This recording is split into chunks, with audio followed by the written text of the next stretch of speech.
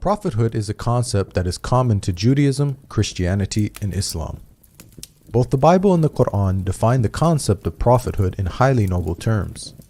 So we should expect God's prophets to embody these ideals by being the best of people, with their behavior and lives representing a practical example for mankind to follow in order to come closer to God. When we look at the stories of the prophets in the Bible and the Qur'an, what we find, however, is that only one book represents the lives of the prophets in such a way that does justice to the noble concept of prophethood. The Bible tarnishes Aaron with the involvement in the worst of sins, idolatry. The people gathered around Aaron and said, "Come, make us gods." Aaron answered them, "Take off the gold earrings and bring them to me." So all the people took off their earrings and brought them to Aaron. He took what they handed him and made it into an idol cast in the shape of a calf.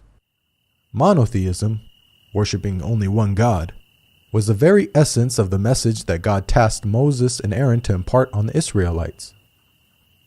So from this point of view, a prophet of God failed in the most basic of duties. The Bible goes on to tell us that God punished the Israelites who worshipped the calf idol with a plague. And the Lord struck the people with a plague because of what they did with the calf Aaron had made. Aaron, however, was spared any such punishment, even though it is said that he was the individual that made the idol. Shouldn't prophets be more accountable than common people due to the greater knowledge that they possess and their higher positions of responsibility? By comparison, in the story that the Qur'an narrates, Aaron is free of the major sin of idolatry. It was in fact an individual called Samari who made the idol. In the Qur'an, it says that Aaron even orders the Israelites not to worship the golden calf. Aaron did say to them, "My people, this calf is a test for you. Your Lord is the Lord of mercy, so follow me and obey my orders." We can see that the Qur'anic account not only presents Aaron in a manner that is befitting of a great prophet of God, but it also does not contain any of the inconsistencies present in the biblical narrative. Prophet David and the accusation of adultery. The Bible relates a story about David in which he is accused of committing some very serious sins. From the roof he saw a woman bathing. The woman was very beautiful, and David sent someone to find out about her. She, Bathsheba, came to him, and he slept with her. Then she went back home. The woman conceived and sent word to David saying, "I am pregnant." Bathsheba was married, and so when David found out she was pregnant with his child, instead of taking responsibility and publicly confessing his sins, he instead compounds his sins by having her husband killed. Perhaps even more strangely, God allegedly struck the child that was born from the adulterous relationship with a lethal illness. But because by doing this you have shown utter contempt for the Lord, the son born to you will die. This contradicts a basic principle of justice laid out in the Bible. Parents are not to be put to death for their children, nor children put to death for their parents. Each will die for their own sin. So according to Old Testament law, it was David and Bathsheba that both deserved death for their sins, not their innocent child. Such stories don't just reflect badly on David, they also portray God as being unjust. The Qur'an relates a similar story about David. However, unlike the Bible, he does not commit the sins of adultery and murder. Rather, he makes a mistake when judging a dispute between two parties and immediately repents. Then David realized that we had been testing him, so he asked his Lord for forgiveness, fell down on his knees, and repented. We forgave him, i.e., for his misdeed. His reward will be nearness to us, a good place to return to. The Qur'an not only rejects the accusation of adultery and murder, but it also portrays David in a noble light as someone who takes responsibility and seeks God's forgiveness for the smallest of mistakes. Prophet Noah and the accusation of drunkenness. The Bible tells us that after the great flood, one of the first things Noah did was to plant a vineyard and fall into a state of naked drunkenness. Noah, a man of the soil, proceeded to plant a vineyard. When he drank some of its wine, he became drunk, and they uncovered inside his tent. It is difficult to believe that this great prophet, who had the self-discipline to build a giant ark by hand, would then lose all self-control as soon as he sets foot off the ark. The Bible goes on to tell us that Noah cursed his own grandchildren when he found out that his youngest son, Ham, had informed his siblings about Noah's sorry state. When Noah awoke from his wine and found out what his youngest son, Ham, had done, he said, "Cursed be Canaan, the lowest of slaves he will be to his brothers." One can't help questioning Noah's conduct.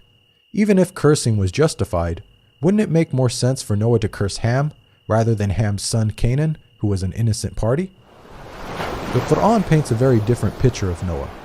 After the waters subsided, Noah inquires about the well-being of his rebellious son who refused to board the ark. It sailed with him on waves like mountains, and Noah called out to his son, who stayed behind, "Come aboard with us, my son. Do not stay with the disbelievers." The waves cut them off from each other, and he was among the drowned. Noah called out to his Lord, saying, "My Lord, my son was one of my family, though your promise is true, and you are the most just of all judges." Again, notice the stark contrast with the biblical portrayal. Rather than getting into a naked, drunken state and cursing innocent family members, the Quran tells us that Noah, a great prophet and leader of men, but also a father, turned to God with sadness for his dead son. Job and his many alleged blasphemies. The story of Job in the Bible is one of a prophet being severely tested. The story begins with God highly praising Job for his righteousness. God says to Satan, "Have you considered my servant Job? There is no one on earth like him. He is blameless and upright, a man who fears God and shuns evil." Satan proceeds to challenge God, stating that the only reason Job is upright is because Job has a good life.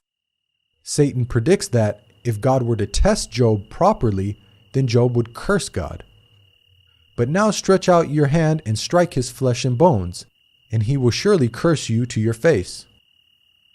God allows Satan to test Job, and once the trials commence, Job fails to remain patient, and even goes so far as to blaspheme against God numerous times. "Then know that God has wronged me and drawn his net around me. I am innocent, but God denies me justice. It profits a man nothing when he tries to please God." Now, the way the story unfolds is highly problematic. There is the issue of a prophet of God committing blasphemy, one of the worst sins imaginable. Also, the Bible is alluding to Satan knowing more than God in this instance by correctly predicting what would happen. Recall that God asserted that Job was a man who fears God and shuns evil. Satan challenged God by predicting that Job would blaspheme, and so Satan has proven God wrong. Can Satan, a limited and finite being, have more insight into Job than God, the creator and sustainer of the universe? The Quran resolves all these issues in just a few short verses. Job doesn't blaspheme against God. Rather, he blames Satan for his hardship. "Bring to mind our servant Job, who cried to his Lord, 'Satan has afflicted me with weariness and suffering.'" God compliments Job for his patience in the face of such trials. "We found him patient in adversity, an excellent servant. He too always turned to God." Job's righteous conduct in the Quran is exactly what we would expect of a prophet of God. Analysis of the stories of the prophets. Both the Bible and the Quran define the concept of prophethood in highly noble terms.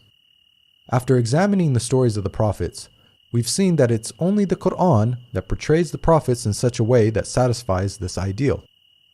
By contrast, the Bible shows the prophets in an extremely negative light. It seems that no sin is too great for them to commit, yet the Bible states, "All scripture is inspired by God and is useful for teaching, rebuking, correcting, and training in righteousness." What morals can be derived from stories that are filled with prophets committing idolatry, murder, adultery, and blasphemy? Another issue with the Bible is that God states that his commandments are easy to follow. Now, what I'm commanding you today is not too difficult for you or beyond your reach. This message of encouragement was proclaimed to the whole of Israel, prophet and commoner alike. But how can the Israelites have been expected to keep the commandments when the prophets, those who were divinely handpicked and tasked with upholding and teaching the commandments, fail to keep even the most basic of God's laws. Does this not make a mockery of God? One of the names of the Qur'an is Al-Furqan, meaning the criterion between truth and falsehood. So the Qur'an not only confirms the scriptures that came before it, but it also corrects their distortions.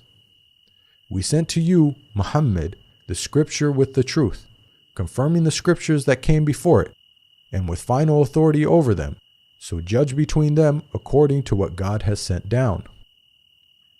The Qur'an defends God's righteous prophets against the slander and falsehood attributed to them in the Bible. It provides the best guidance for those who want good examples to follow in order to come closer to God and be successful in the hereafter. There is a lesson in the stories of such people for those who understand. This video is based on the book Jesus, Man, Messenger, Messiah.